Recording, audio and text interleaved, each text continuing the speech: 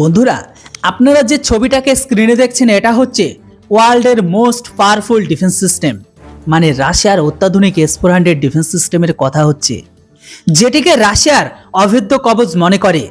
দেখুন বন্ধুরা, এই কবজের এখন অবস্থাটা কি করে দিয়েছে।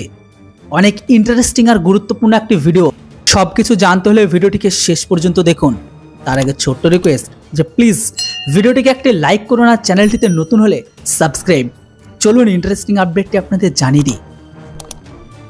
বন্ধুরা, এই পিকটাতে আরও একবার রাশিয়ার ডিফেন্স সিস্টেমের ওপর প্রশ্নকে খাড়া করে দিয়েছে যে রাশিয়ান মিসাইল কি সত্যি সত্যি ন্যাটো আর আমেরিকান মিসাইলকে থামাতে ব্যর্থ। কেননা এই পিকে তো S-400কে শিকার হতে দেখা যাচ্ছে।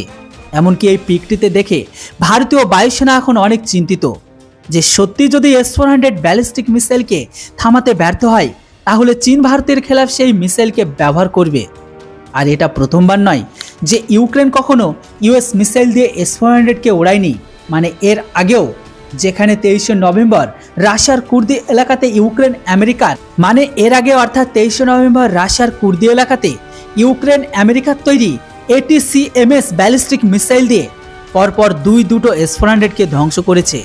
সেটার পরে আমেরিকা ইউক্রেনকে ফুল পারমিশন দিয়ে রেখেছে যে ইউক্রেন যত খুশি ATACMS ব্যালিস্টিক মিসাইলকে রাশিয়ার খেলাফ জন্য ব্যবহার করতে পারে।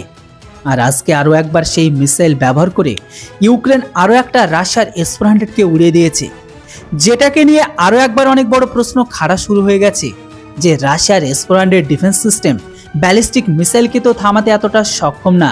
রিপোর্ট অনুসারে ইউক্রেন সেনাবাহিনী আর ইউক্রেনের অ্যালিয়েন্স ফোর্স মিলে এই হামলাকে করেছে। এখনকার পাওয়া খবর অনুসারে রাশিয়ার সীমার 110 কিলোমিটার মধ্যে রাশিয়ার একটি সৈন্য আড্ডাতে এই হামলাকে করা হয়, যেখানে এই S-400টি ডিপ্লয় ছিল। যেখানে রাশিয়া ইউক্রেনের এই হামলাকে ইন্টারসেপ্টার করা যাবে বলে রেখে দিয়েছিল, কিন্তু S-400 তার মিশনে সম্পূর্ণ ফেল প্রমাণিত হয়েছে। আর এই ঘটনার পরে রাশিয়ার প্রেসিডেন্টের তরফ থেকে একটি ওয়ার্নিং দেওয়া হয়েছে ইউক্রেনকে যে ইউক্রেন যে লোকসান আমাদের করেছে তার সুদ সমেত বদলা খুব তাড়াতাড়ি রাশিয়া নেবে, আর রাশিয়াও খুব তাড়াতাড়ি সবকিছু শোধ করবে। এমনকি রাশিয়ার হামলা হবে ইউক্রেনের মিলিটারি স্টেশনের ওপর। বলা হচ্ছে পুতিন এই কারণেই ভড়কে ওঠে কারণ S-400 সাথে অনেক গোলাবারুদ ভান্ডার শেষ হয়েছে, কিছু রাশিয়ান সৈনিক ঘায়েলও হয়ে গেছে।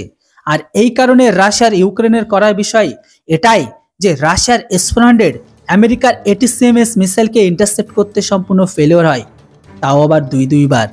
যেখানে রাশিয়ার কথা অনুসারে S-400 কেউ ফাঁকি দিতে পারবে না, তাহলে এই মিসাইল কিভাবে ফাঁকি দিল? বন্ধুরা, এই পিকটিকে দেখার পরে আপনারাও কি এটা মনে করেন যে আমাদেরও শুধুমাত্র S-400 এর উপর ভরসা থাকা উচিত? এর ওপর আপনাদের কি মতামত সেটি অবশ্যই কমেন্ট বক্সে লিখে জানান। আর হ্যাঁ, ভিডিও ভালো লাগলে ভিডিওটিকে কেউ লাইক করতে ভুলবেন না। Thanks for watching. জয় হিন্দ, বন্দে মাতরম।